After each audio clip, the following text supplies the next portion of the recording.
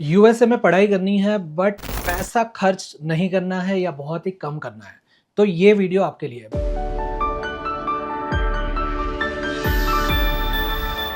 हम इंडियंस हर बार ये चाहते हैं कि हमें बेनिफिट ज़्यादा मिले और एक्सपेंसेस कम हो।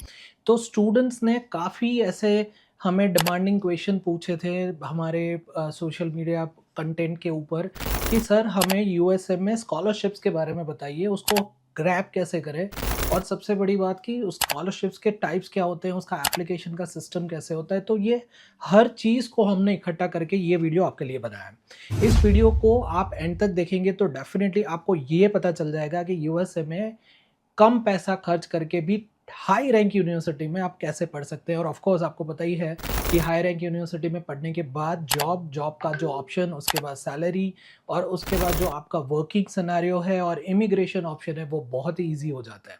तो इस वीडियो में हमने डिटेल ब्रेकडाउन आपके लिए यहाँ पे लगा दिया है। सबसे पहली बात तो ये समझते हैं कि यूएसए में स्कॉलरशिप्स क्यों चाहिए, मतलब आपको स्कॉलरशिप क्यों लेनी चाहिए। तो सबसे बड़ा क्वेश्चन तभी बच्चों का क्लियर होता है कि जब वो स्टूडेंट वीज़ा के लिए यूएसए में जब यूनिवर्सिटी ऑप्शन सर्च करते हैं, हमें मिलते हैं, तब उनको पता चलता है कि वहाँ पे जो ट्यूशन फीस की जो रेंज है वो मिनिमम $20,000 से शुरू होके $60,000 तक पर एनम हो सकती है। अभी इसमें तो मैंने लिविंग कॉस्ट को कवर नहीं किया है, एयर फेयर को कवर नहीं किया है, अदर जो रिक्वायर्ड एक्सपेंसेस हैं जो पूरे साल में होते हैं उसको कवर नहीं किया है। तो अभी ये जो बजट है, अगर वो बंदा मतलब जो स्टूडेंट है वो बैचलर डिग्री करने जा रहा है तो ऑफ कोर्स वो 4 साल तक बजट उसका वही लगेगा, और अगर वो मास्टर डिग्री के लिए जा रहा है तो ऑफ कोर्स 2 साल के लिए ये बजट भी उसको हाईली पे करना पड़ेगा। तो यहाँ पे यूएस गवर्नमेंट की भी खुद की स्कॉलरशिप्स होती है जो काफ़ी स्टूडेंट्स ग्रैब कर रहे हैं और बेनिफिट ले रहे हैं, और साथ-साथ में डिफरेंट यूनिवर्सिटीज़ जो रैंक यूनिवर्सिटीज़ हैं,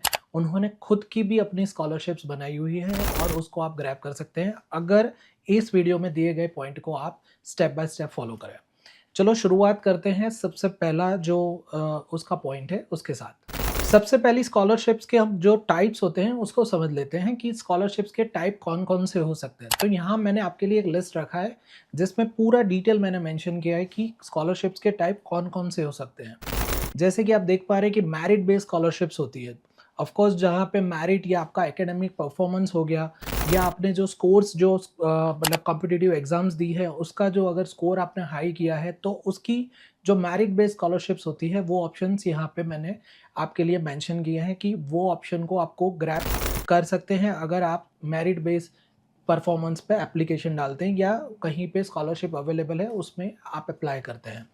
दूसरा है नीड बेस्ड स्कॉलरशिप। अब कहीं कहीं पे यूनिवर्सिटीज़ में फाइनेंशियल नीड के हिसाब से आपको यहाँ पे आप डेमोन्स्ट्रेट कर सकते हो कि मेरी फैमिली जो कंडीशन है उसके हिसाब से मुझे फाइनेंशियल सपोर्ट अगर स्कॉलरशिप के बेस से मिल रहा है तो I will be able to study properly.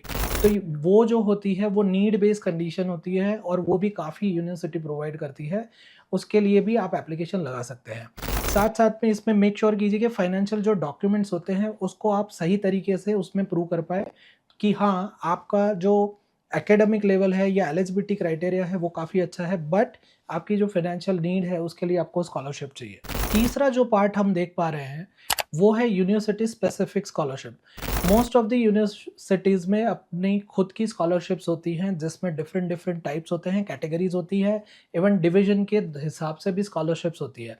अगर वो उस स्कॉलरशिप के क्राइटेरिया को आप फुलफिल करते हैं और मेक श्योर कि आप अर्ली अप्लाई करते हैं तो आपका सिलेक्शन उसमें पॉसिबल हो सकता है। दूसरा है कि एक्सटर्नल स्कॉलरशिप। एक्सटर्नल स्कॉलरशिप मतलब कैसे होगा कि कुछ-कुछ प्राइवेट ऑर्गेनाइजेशन होती है, या जैसे मैंने वीडियो के स्टार्टिंग में बताया था कि यूएस गवर्नमेंट भी कुछ-कुछ डिवीज़न में स्कॉलरशिप देती है। कुछ-कुछ ऑर्गेनाइजेशन ये भी बिलीव करती हैं कि हमें हमारी कंपनी में बंदा फ्यूचर में चाहिए, एज़ अ प्रोफेशनल चाहिए, तो हम स्कॉलरशिप फंड करें जिससे ब्रिलियंट स्टूडेंट यहाँ पे आके पढ़े और उनको हम आगे जाके एक अच्छा-सा करियर भी दें और फ्यूचर भी दें।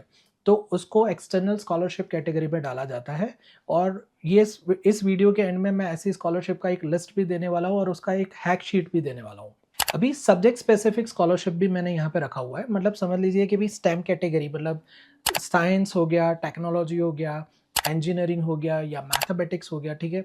या बिजनेस हो गया या आर्ट्स के रिलेटेड हो गया, सोशल साइंसेस के रिलेटेड हो गया, तो सब्जेक्ट के रिलेटेड भी प्रमोशन हो रहा है या स्कॉलरशिप वो लोग देते हैं जिससे आपको ये सपोर्ट मिले कि आप उस डिवीजन में अच्छा पढ़ पाए और कंट्रीब्यूट कर पाए कंट्री के लिए और कंट्री के डिवीजन के लिए। तो उस स्कॉलरशिप में आपको ये देखना है कि रिसर्च स्कॉलरशिप सबसे ज़्यादा फोकस होती है। Now let's talk about how to apply for the scholarship to get maximum chances to be selected into that scholarship, right? तो मैंने यहाँ पे उसके भी स्टेप्स आपके लिए रख दिए हैं जो काफ़ी आसान लैंग्वेज में है। चलो उसको वन बाय वन देखते हैं। आपको रिसर्च एज अर्ली एज आपको एडवांस में करना है, जिससे ये बेनिफिट होगा कि आपको पहले स्कॉलरशिप क्राइटेरिया पता चलेगा, स्कॉलरशिप की एप्लीकेशन की डेडलाइंस पता चलेगी और एलिजिबिलिटी क्राइटेरिया पता चलेगा, प्लस आपको ये भी पता चलेगा कि वो स्कॉलरशिप्स के लिए क्या क्या अभी भी बाकी रह रहा है जो आप इस टाइम में पूरा कर सकते हैं और उसके बेनिफिट्स ले सकते हैं।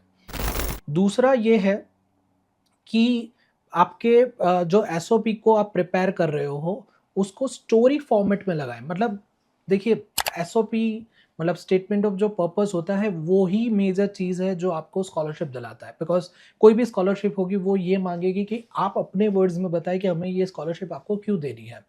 तो कई बार बच्चे चैट जीपीटी का या कुछ वेबसाइट्स का यूज़ कर लिया, कुछ टेम्पलेट्स का यूज़ कर लिया, तो वो उसको बहुत ही प्रोफेशनल बना देते हैं। जबकि जो एग्ज़ामिनर है, जो डिसीजन मेकर है, वो ये देखता है कि आपकी नेचुरल स्टोरी इसमें मिसिंग है।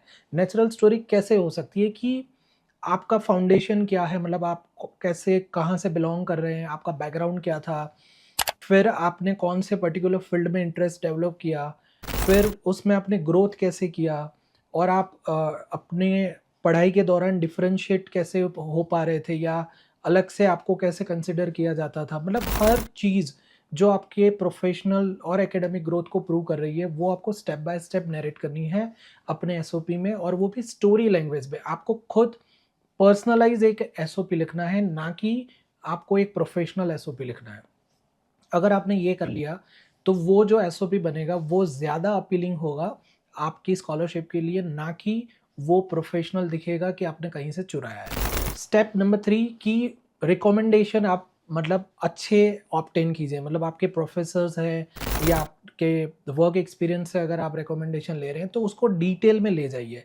कई बार ये होता है कि स्टूडेंट कॉलेज या यूनिवर्सिटी की एक फिक्स फॉर्मेट होती है, उसी में अपना नाम या डिटेल या सब्जेक्ट या ईयर डाल के वो रिकमेंडेशन को साथ में सबमिट कर देती है। बट जबकि स्कॉलरशिप के लिए ऐसे नहीं होता है। आपको उस प्रोफेसर से क्या सीखने को मिला था, वो सब्जेक्ट में आप कैसे डिटेल में आपने एक्सेल किया था, आपका बिहेवियर कैसा था, पढ़ाई के लिए अप्रोच कैसा था, वो सब चीज़ें अगर आप प्रोफेसर से लिखवाते हैं तो वो रिकमेंडेशन स्ट्रांग हो जाता है compare to that regular monotonous the recommendation letter provided by the university और द कॉलेज। तो यहाँ पे आपको बहुत ही ध्यान रखना है। और लास्ट स्टेप इज डेडलाइंस को कवर करना है। मतलब आपको डेडलाइंस को बहुत ध्यान से देखना है, बिकॉज कई बार ये होता है कि हम डेडलाइंस को देखे बिना स्कॉलरशिप का एप्लीकेशन का पूरा प्रोसेस लगाते हैं और एक दिन या एक वीक के लिए वो हम डेडलाइन मिस कर जाते हैं। तो स्टूडेंट्स को जब भी हम सजेशन देते हैं कोई भी स्कॉलरशिप्स के लिए तो हम उसको टेबल बना के देते हैं कि आपको डेडलाइन भी इसको कवर करनी है। मतलब we do have that method in our company कि जिससे बच्चा स्कॉलरशिप को अचीव करने के लिए एलिजिबल है तो हमारी टीम उसको पूरा एक ट्रैकिंग टेबल देती है, जिससे उसको पता चले कि उसको कब कौन सी चीज़ अचीव करने के लिए, मतलब अप्लाई करने के लिए उसको कहाँ-कहाँ पे एफर्ट डालना है। तो ये टेबल आप अपना भी बना सकते हैं, जिससे ये बेनिफिट आप स्कॉलरशिप का ले पाते हैं। अब मैंने यहाँ पे कुछ बोनस टिप्स रखी है इंडियन स्टूडेंट्स के लिए, जिससे ये पता चल रहा है कि अगर बीइंग एन इंडियन स्टूडेंट आप जब स्कॉलरशिप के लिए अप्लाई कर रहे हैं, तो ऐसी कौन-कौन सी चीज़ें आप वहाँ पे लिख सकते हैं या बता सकते हैं, जिससे स्कॉलरशिप में आपका सेलेक्ट होने का चांस बढ़ जाए। सबसे पहला मैंने यहाँ पे डाइवर्सिटी को लिखा है कि आपके कल्चर को, आपके कम्युनिटी इन्वॉल्वमेंट को या वॉलंटरी वर्क को आप ज़्यादा से ज़्यादा उसमें लिखें, ठीक है ना? नेटवर्किंग को सेकंड टिप में मैंने डाला हुआ है कि आपके स्कॉलरशिप के अलुमनाई को आप कनेक्ट कीजिए लिंक्डइन के ऊपर या डिफरेंट सोशल मीडिया प्लेटफॉर्म के ऊपर, जिससे आपको उनके थ्रू एडवाइस मिलेगी कि उन्होंने वो स्कॉलरशिप्स को कैसे अचीव किया था। साथ में मल्टीपल स्कॉलरशिप को अप्लाई कीजिए। कई बार स्टूडेंट ये करते हैं कि सर मेरा एक ही स्कॉलरशिप में एप्लीकेशन मैंने लगाया था और वो रिजेक्ट हो गया। बट जबकि हो सकता है कि वो स्टूडेंट, मैंने जैसे आगे बताया, बहुत सारी स्कॉलरशिप डिफरेंट होती है, तो एक साथ 2 या 3 स्कॉलरशिप्स के लिए भी वो एलिजिबल हो रहा है, बट वो डाल एक ही में रहा है, और उसकी वजह से ये होता है कि शायद उस एक स्कॉलरशिप में वो रिजेक्शन उसका आ गया और बाकी की स्कॉलरशिप में उसने अप्लाई नहीं किया, तो ऑफ कोर्स उसका चांस ही चला गया कोई भी स्कॉलरशिप को अचीव करने के लिए। तो हो पाए उतना आप मैक्सिमम स्कॉलरशिप में अप्लाई कीजिए, ना कि एक में कीजिए। और यहाँ पे हम ऐसी 5 स्कॉलरशिप का लिस्ट दे रहे हैं जो आपको वहाँ पे पूरा बेनिफिट दे रही है। हमारे पास उसका पूरा हैक शीट भी है कि इस 5 स्कॉलरशिप को आप ग्रैब कैसे करें। तो अगर वो हैक शीट आपको चाहिए तो डेफिनेटली आप यहाँ पे हमें डीएम कीजिए USA and we will share you that hack sheet with you. At the end of this video मैं आपसे यही देखना चाहता हूँ कि आपको इस वीडियो से क्या वैल्यू मिल रही है, और अगर आपको स्टडी इन यूएसए के लिए कोई भी हेल्प चाहिए, काउंसलिंग चाहिए, तो हमारी टीम आपके लिए रेडी है। We are here to give you free counselling session in detail. आप दुनिया के कोई भी कोने में हैं, हमारा कांटेक्ट कर सकते हैं। हम लोग ऑन साइट ऑनलाइन काउंसलिंग भी देते हैं। हमारी एक्सपर्ट टीम आपके लिए पूरा चार्ट प्रिपेयर करके देती है, प्रोसेस चार्ट।